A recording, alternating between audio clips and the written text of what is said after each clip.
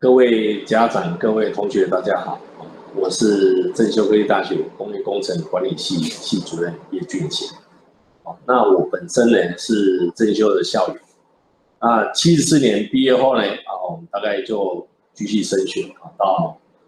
台科大的机械系。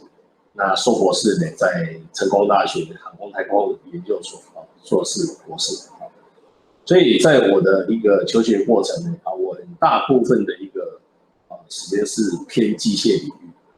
那所以有些家长跟同学会问我说：“那你为什么会在工业工程管理系担任系主任？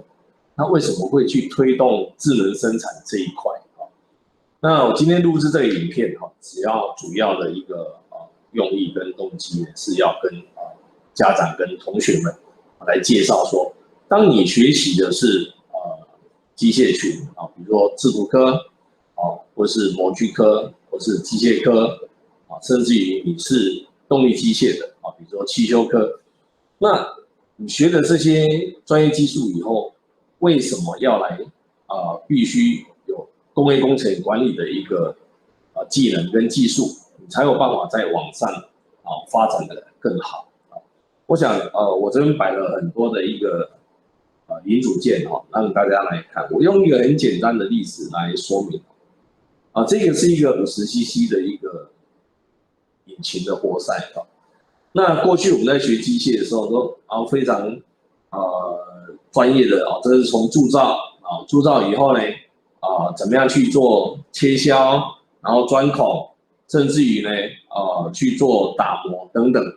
好，那过去我们台科大机械老师也跟我讲过一句话，说你学的 CNC， 你就是会 CNC 而已，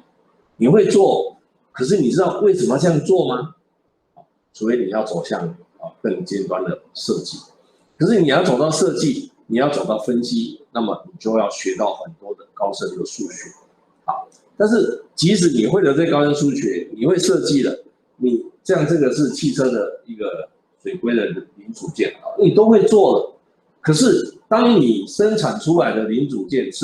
不是再是一个设计出来的东西，而是一个10万件、20万件的产品的时候，你在注意的层面就不再是只有设计这一块，或是把它做出来这一块。所以机械系学的跟我们工程学的不一样，在于机械系学的学生学生在学，就是怎么把这个零件设计好，把它做出来但是我们工业工程在学的是什么？当你这个零组件需要大量生产的时候你要怎么样去规划你的设备、你的人员、你的物料管理比如说拿这个手机来讲以 iPhone 手机，它一季大概可能要有4000多万台，那么你这个萤幕要跟谁买你的机壳要跟谁买这个你都要规划那来得及来不及交货给你的产业界的一个购买者，我想这个都是在我们很多家长不了解的地方，除非你本身是念工业工程的或者很多学系说我就会 CNC 我会 CNC 把它做出来，那你就是只会 CNC 比如说做手机机壳的某一家公司它有将近5000多台的 CNC， 可是学生去实习的时候，他只是做上架下架上架下架的一个动作，他根本没有办法去做到涉及到设计这一块，所以你会做 CNC 也只能是做操作机器。可是，在工业工程这一块，我们所看到的一个层面呢，就是你需要多少物料，你这物料的品质有没有达到你的要求？你怎么去检测它的品质标准？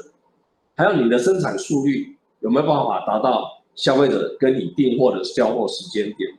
你的品质、你的成本有没有办法符合你企业的经营的一个规模？我想这个就是为什么工业工程会受到企业界的重视的主要原因所以我今天主要的一个录制这样简短的影片只是让大家知道说，到底你学机械跟学工业工程差异在哪里？你学机械会车铣爆膛模，你会 CNC 会5轴，但是你就是只会操作机器你除非学到管理的概念，整体性的系统性思考的概念，才能把公司的一个成本降低，品质拉上来。这也是为什么郭台铭董事长会愿意花40亿在富士康成立爱医学院的原因。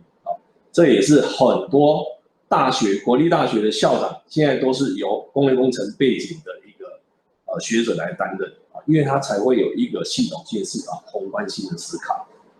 所以主要跟大家做这样的一个简短介绍那大家想要知道工业工程管理跟机械系差异在哪里欢迎大家来跟我们联络加入我们工业工程的一个大家庭谢谢大家。